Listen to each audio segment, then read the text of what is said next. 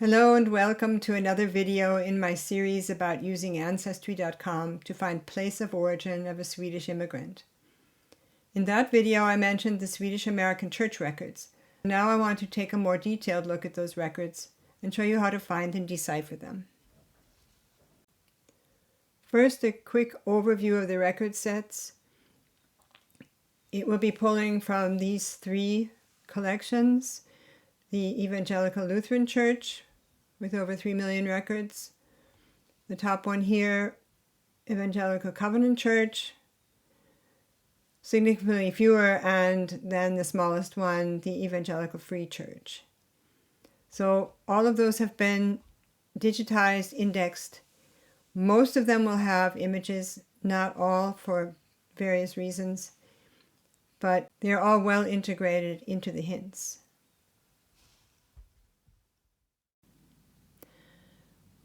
When these hints come in, they will come into the hints section, but I've already attached it to this tree, so it's now in the profile of this person. You'll see that there's an image attached, and then you can, of course, open it. Now this is where it gets a little bit tricky because it does have the birthplace, but the way things are spelled takes a bit of deciphering. I'll go into that later on in this video. But for now you can see that it's giving you a lot of information. The marriage age, this is taken from the member list. The exact birth date is here. The left from the same place in Sweden as where he was born. He arrived in 1873. When he got married, so you can assume that he married when he was in Sweden. Gives you the name of the church. It doesn't tell you what state it's in, but most likely if you're doing the search from a known person in your family, you're going to know what state they were living in, and the rest of the family members. So this is like a really complete record of a whole family group. When we click on it and view the image, I'll make it a bit bigger. So here he is up at the top.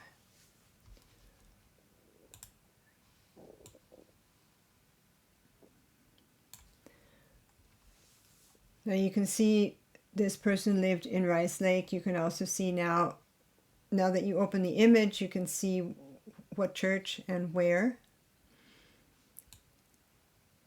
You also see this means that the X means that they have at some point left the church, so they've been taken out of the register. So now we have birth dates of the whole family.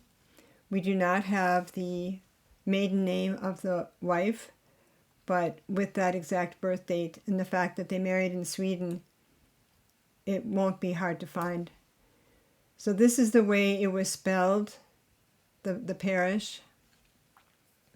Again, I'll get into all of this about places in a bit later, but this would be the place, which means with this information, once you've deciphered the exact spelling, you can go into any of the archives that have Swedish church books and look for their birth records, their household records, whatever you want in Sweden.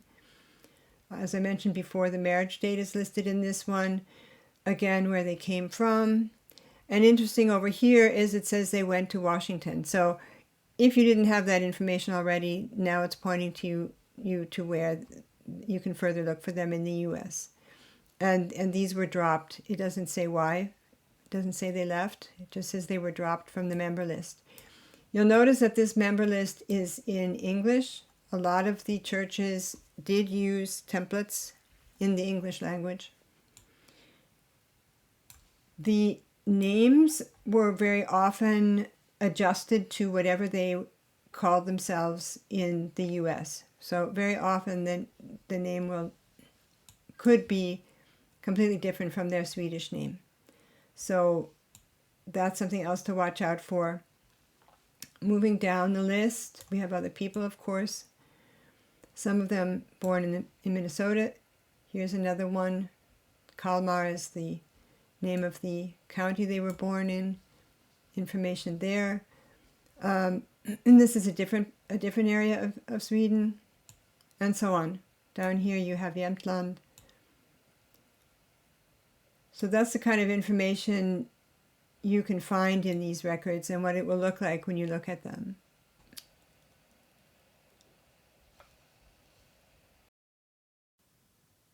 Let's move on to looking at how this would all play out in terms of hints.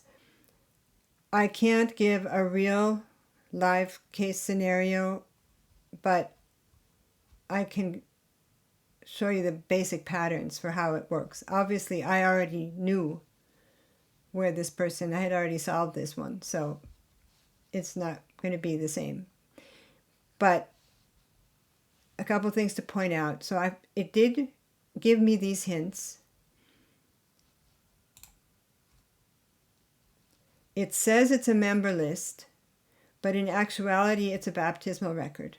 So this is kind of a bit of a frustrating thing, is it sometimes will tell you it's a member list, and then it turns out to be a baptism, and they very rarely put a place of origin on in those, because that's not the point of the record. So this one seemed to have come in twice for some reason. Maybe it was two different kids. They both say member list, but to my knowledge, they were both baptism. So in this case, you're going to have to dig a little bit further. If I go to my hint section, I don't think I missed anything. No, it didn't come in here. All right, so if it doesn't come in, you have a couple of options. One is to go to the main search area. So once you're in this area, if you scroll down, it may come up here, and that's actually what it did. My memory when I was working with this is that it did not come in here. I had to go look for it, and then once I found it, it put it in here.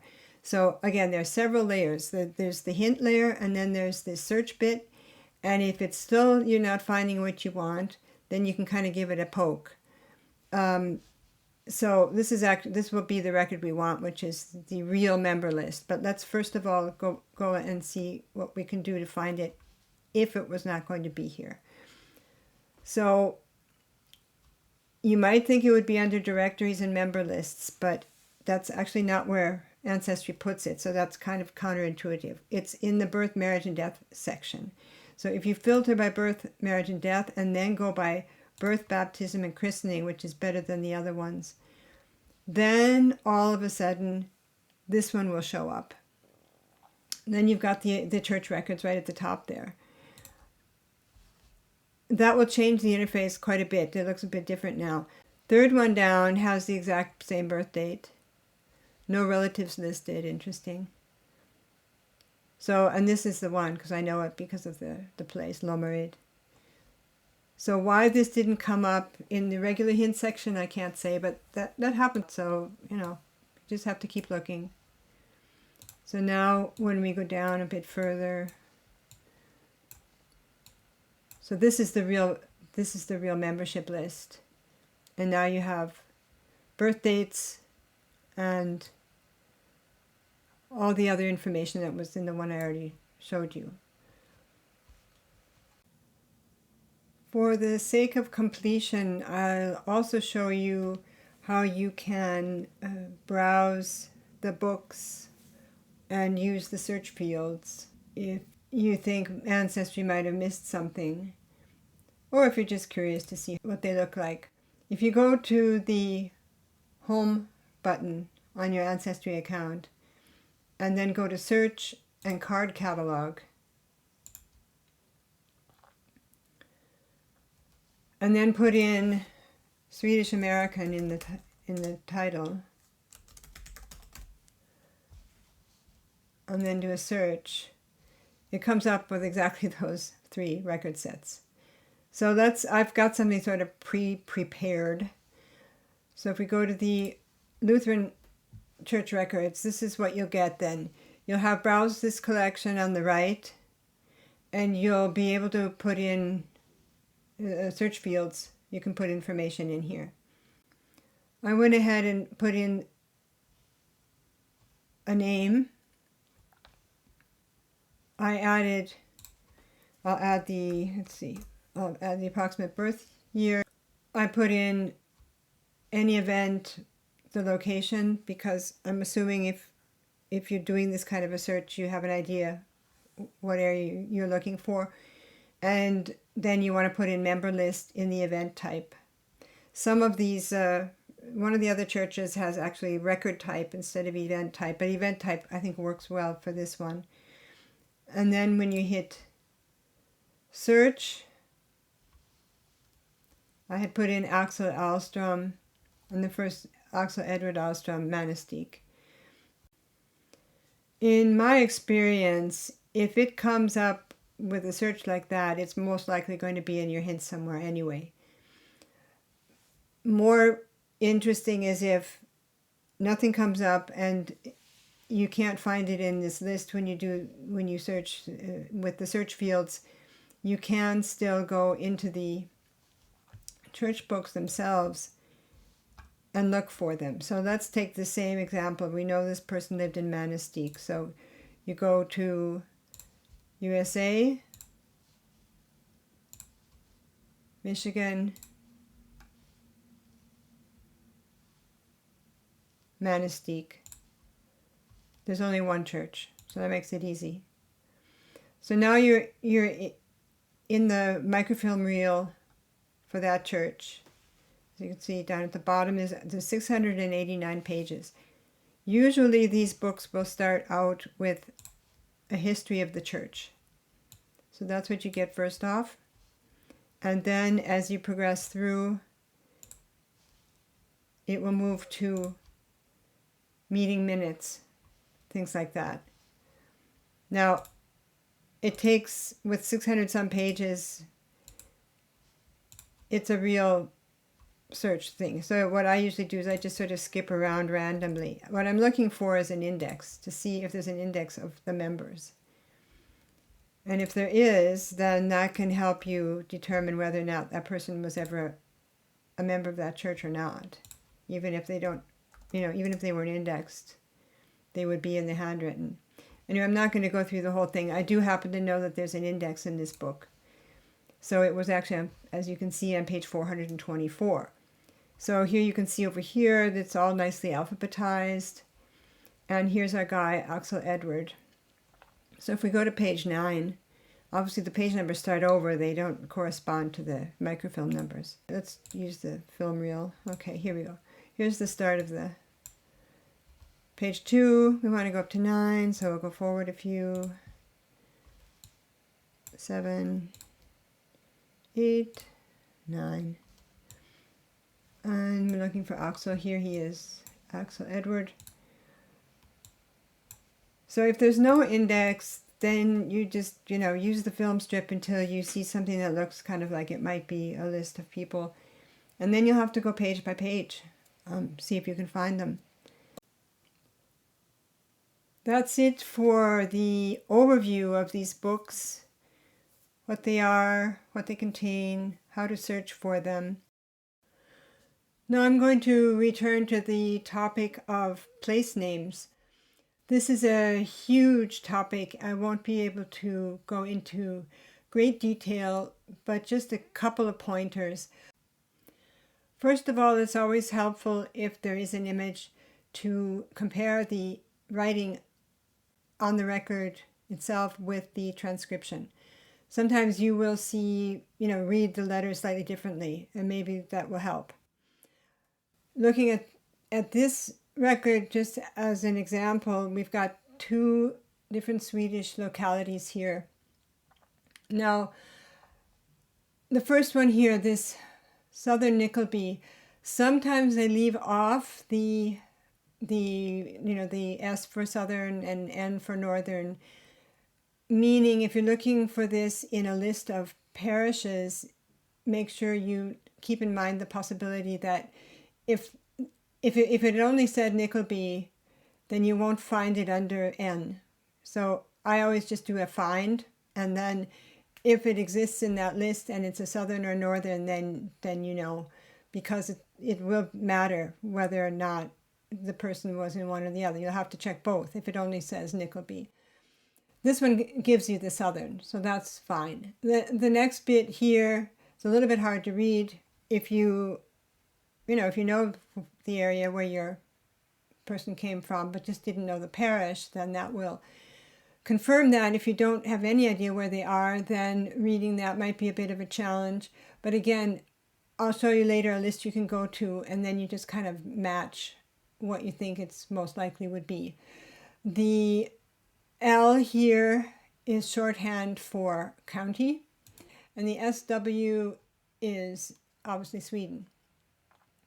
So the next one down, there is this FORS, which is interesting, though they didn't write it here, but they wrote it here. That just means that's the parish. The Församling means parish. So they added that in here. So this is the parish. This is the county, obviously the L meaning county. Even if the L wasn't there, they're supposed to write the county. Now, sometimes they'll run into records where they will write the province. For example, Småland is a province, and that's not where the records were kept. But that's more of an exception than a rule. Typically, they will be writing down the county. So now I'm going to switch over to showing you how you can find these lists of counties to help you out. What you want to look for is the Family Search Research Wiki, which I've put up here. And then you'll put in Sweden, and then pick Sweden Genealogy.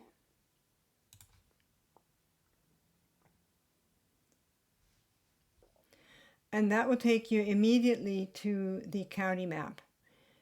Now, the Family Search Wiki also has a province map, but I'm not going to go into that right now. I did do a video on the difference between provinces and counties, how they relate to each other, how it can get confusing, all that kind of stuff. So I'll link to that in the description below if interested. For now, we'll stick to the counties, which is what's relevant for finding records. As you can see, they're listed here in a list, alphabetically. I won't go into the color coding and the abbreviations right now. Keep in mind that anything that starts with an umlaut letter will be at the end of the alphabet. And then on the left, we've got the map with the names superimposed, so you can see where they are. So the next thing we're going to want to do is find that parish. Now, as I recall, the top one was in Kalmar, so we want to go there. And once again, Family Tree has done a great job. Family Search has done a great job of listing all the parishes in that county. You can see where they are, which is also very useful, because then you can see which parishes are in the area. And then the alphabetical list. Now, sometimes the list is not alphabetical. I have seen pages where they put them in order of where they are, which is a little bit confusing. This one is alphabetical. Now, I didn't realize that I was going to run into this issue when I started this, but if I put in Nickleby, which is what I read on the record, I read NYCK something Nickleby. When I look for that here, there is no Nickleby. So lucky for us, we have that other little clue, which was the S for the southern. So if I look for some southern parishes that look like Nickleby, I come up with this one. And indeed, I did go and check that out, and there is a birth record for that man in this parish with that birth date. So the chances of the Swedish American records being slightly off is, of course, much higher than the records you're going to find in the actual Swedish records.